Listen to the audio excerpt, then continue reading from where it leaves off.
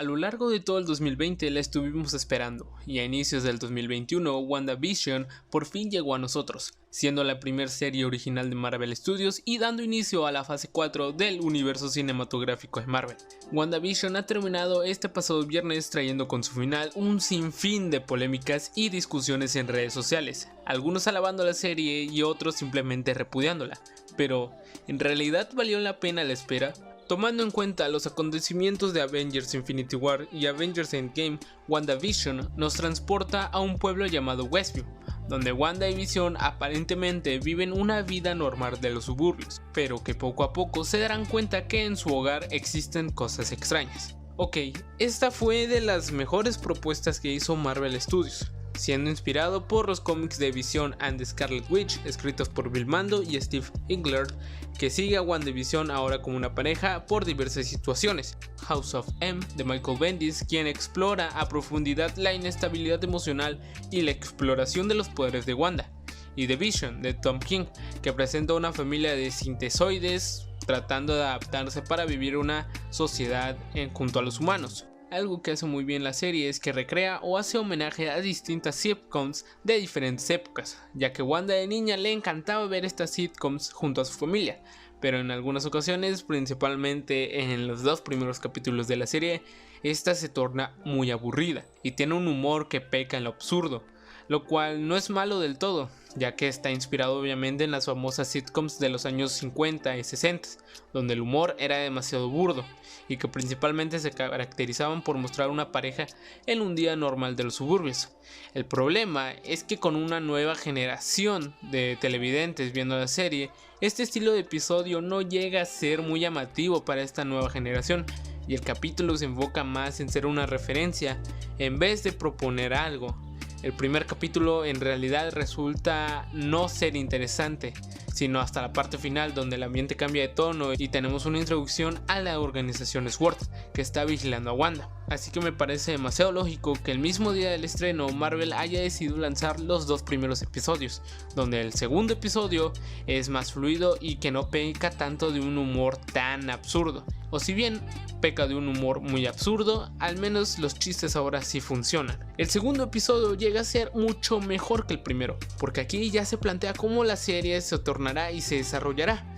Hablando más de los puntos fuertes de la serie, tenemos que mencionar que a medida en que la serie avanza, sigue creando intriga en el qué está pasando, cómo sucedió esto o eso, entre otras preguntas. Por ejemplo, hay momentos en los primeros capítulos de la serie donde Wanda se encuentra en una situación complicada o descubren que todo es una ilusión o tienen la idea de que todo es una ilusión o una especie de realidad alterna y por así decirlo, Wanda rebobina la secuencia. Aunque al principio Wanda no parece recordar cómo es que llegó a Westview, con medida que pasen los capítulos iremos descubriendo qué la orilló a crear el ex, y hasta llega un punto donde Wanda ya conoce todo lo que está pasando en su ilusión o más bien en una especie de realidad alterna, pero que aún así con todo y esos cambios ella quiere estar con su familia, y ese es uno de los puntos más favorables de la serie, el cómo desarrollan y cómo visualizan todo lo que ha sufrido Wanda, el cómo ha perdido a su familia, a su hermano, incluso a la persona que amó, y como todo ese sufrimiento reprimido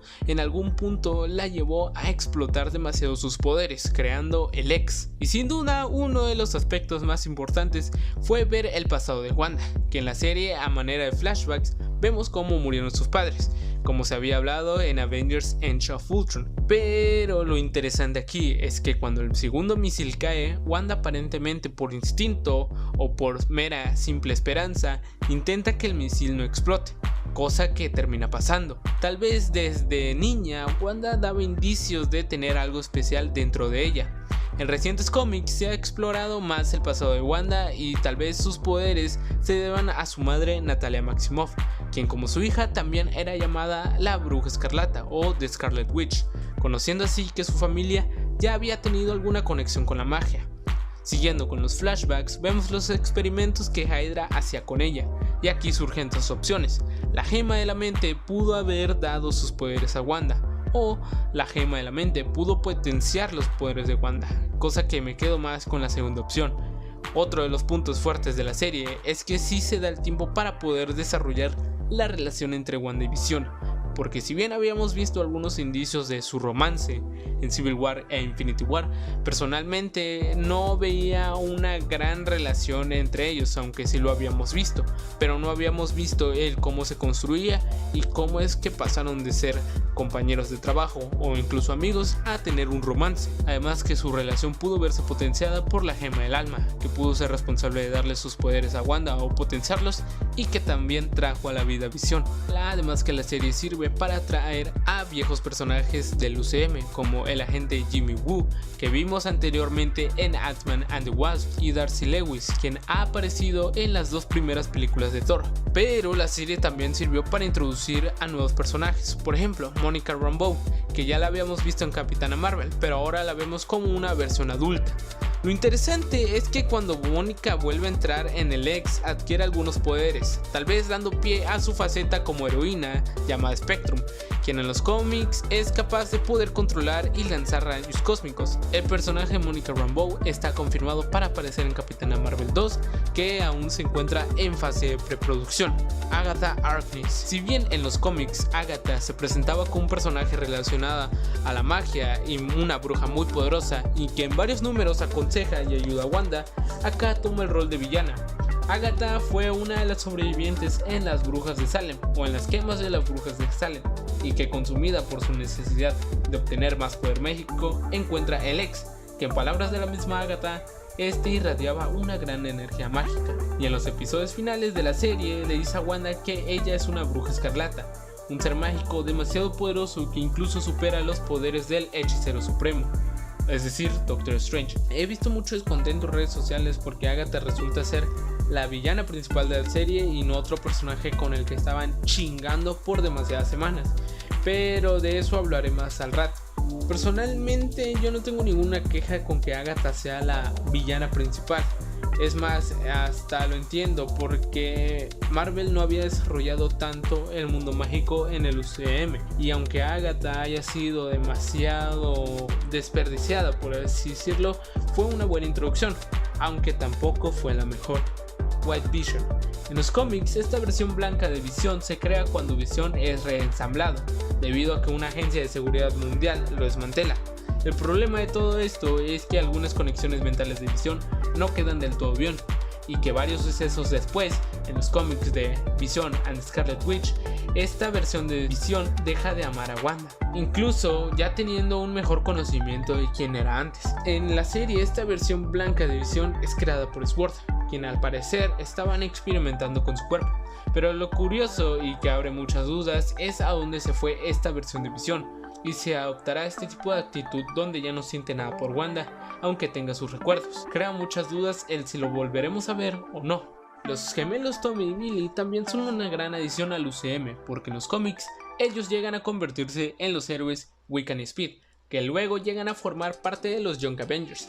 Billy, o mejor conocido como Wiccan, al igual que su madre, es un hechicero por lo que puede leer mentes y lanzar rayos de energía, y Tommy se convierte en Speed, un velocista, al igual que su tío Quicksilver o Pietro Máximo.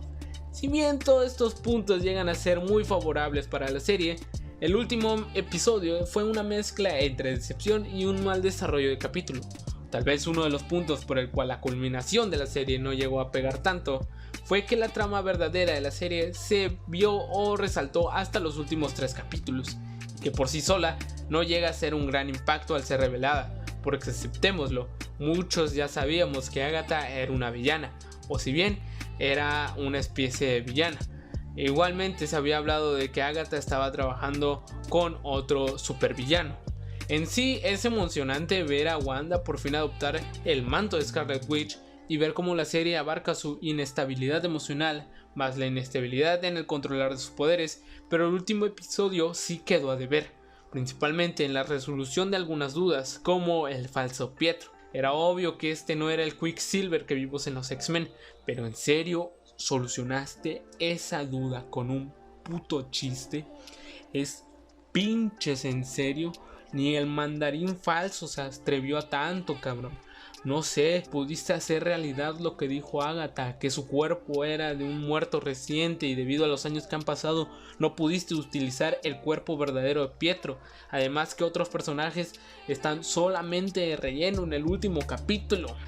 Pero la cereza del pastel fue la primera escena post créditos. Anteriormente, Paul Bettany había anticipado que tendríamos un cameo del nivel que vimos en The Mandalorian.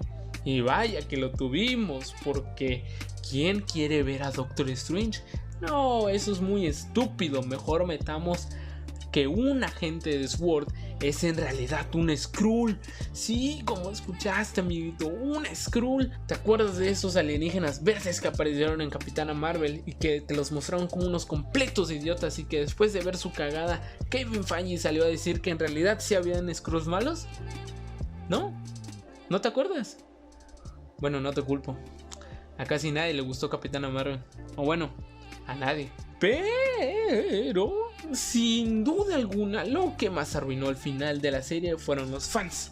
Con el final de la serie existen dos tipos de personas. O bueno, tres. Los que defienden el final porque critican a aquellos que se desilusionaron con que sus teorías no fueran realidad, y aquellos que critican el capítulo solo porque sus teorías no se cumplieron. Obviamente no tiene nada de malo crear teorías, es demasiado chingón que la audiencia empiece a crearlas, porque así la serie crea más discusión y crea una idea de lo que pasa en la trama. E igualmente es interesante, pero lo malo es que sale X youtuber sacando una teoría sacada de los huevos, jurando por todo lo sagrado en este mundo que lo que dice va a pasar y la gente se lo cree. Ojo, no tiene nada de malo escuchar las teorías de los demás, incluso no tiene nada de malo de poder escuchar las teorías de los youtubers. Totalmente, ellos tienen una libertad de expresión y pueden transmitir lo que ellos piensen, pero como dije, hasta puede resultar interesante, pero individualmente cada quien tiene que sacar sus teorías y no creer cada cosa que dice cada persona en internet. ¿Por qué? Porque muchas teorías que se crearon alrededor de esta serie no resultaron ciertas y la mayoría de la gente estaba desilusionada porque juraban que Mephisto era el villano principal, porque juraban que Ultron iba a volver, porque juraban que Nightmare era el villano, porque Mephisto esto, porque Mephisto el otro, porque el Mephisto aquel. Estaban chingando cada semana con Mephisto. Incluso hasta el propio director de la serie estaba diciendo que muchos fans se podrían desilusionar o podrían estar molestos con el final de la serie debido a que muchas teorías que ellos habían creado y se habían sacado de los huevos no iban a ser verdad, cosa que resultó ser cierta. Personalmente, a mí me gustó la serie. No me arrepiento de haberme levantado 9 semanas a las 2 de la mañana para ver un nuevo episodio. Y de lo que más me encantó, como dije, fue ver el desarrollo de uno de los personajes más importantes de Marvel, dándole toda esa importancia que ella necesitaba. Ver cómo este sufre, ver cómo este sufrió y, más importante, ver cómo descubre sus poderes y cómo empieza a manejarlos. Además, que el mundo mágico era uno de los aspectos a los cuales Marvel no le daba tanta importancia y finalmente los están explorando. Y que también aumenta más la espera por Doctor Strange in the Multiverse of Madness, que actualmente, y que creo que es la única película de la fase 4 que más me importa y más me interesa. Pero a ti, ¿te gustó WandaVision? Comparte tu opinión en los comentarios y si te gustó dale like al video, comparte con tus amigos, síguenos en nuestras redes sociales, todos los links están aquí abajo en la descripción, y suscríbete para ver más contenido así. Yo soy el Virgen y nos vemos hasta la próxima.